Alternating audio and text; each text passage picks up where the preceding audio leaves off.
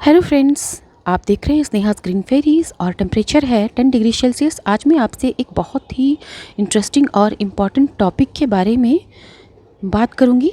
आजकल हम सबके पास ओपन स्पेस नहीं है, स्पेशली शहरों में तो ये बालकनी और टेरिस में ही सीमित है।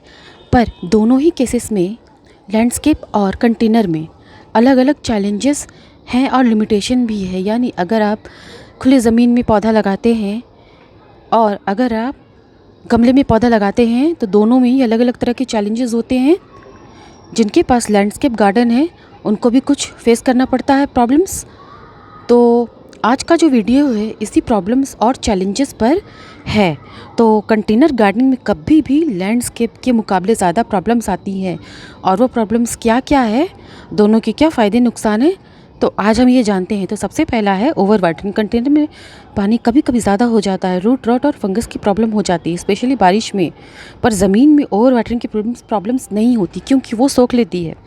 अंडर वाटरिंग, गर्मी में पानी रेगुलर देना पड़ता है और ज़मीन में प्लांट्स इतनी जल्दी नहीं सूखते, मतलब प्लांट्स को ज़मीन में लॉन्ग और हेल्दी लाइफ मिलती है।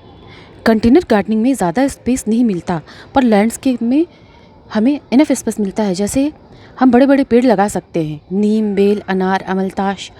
कंटेनर गार्डनिंग में ऑलवेज फंजीसाइड, इंसेक्टिसाइड और फर्टिलाइज़र यूज़ करना पड़ता है और लैंडस्केप में ऐसा नहीं है। ज़मीन बारिश के पानी से रिकवर होती रहती है और साथ ही पत्ते, घास, स्टेम्स भी डिकम्पोज होकर खुद ही खाद बनने लगते हैं जो कि पौधे को फ़ायदा पहुंचाते हैं। कंटेनर में गुड़ाई मस्ट है, यानी कि मस्ट है। ज़मीन में हमें रेगुलर गुड़ाई नहीं चाहिए।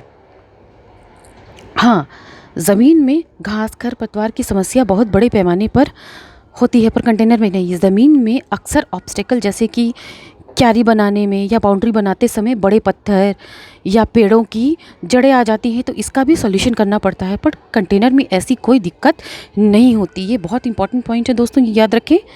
ज़मीन में लगे पौधे को पाले या कोहरे से बचाना बहुत मुश्किल होता है, पर कंटेनर को हम घर के अंदर ला सकते हैं जब भी हमको एडवर्स सिचुएशन मिले। तो कभी कभी ऐसा होता है कि कुछ प्लांट्स पॉट में लंबे या हेल्दी नहीं चल पाते हैं, पर ज़मीन में क्या होता है कि जो नहीं टिकने वाले पौधे भी होते हैं वो भी हेल्दी और लंबे चलते हैं। जैसे कि आपने ये चीज़ ज़ारबेरा में महसूस किया होगा या और भी बहुत से पौधे हैं।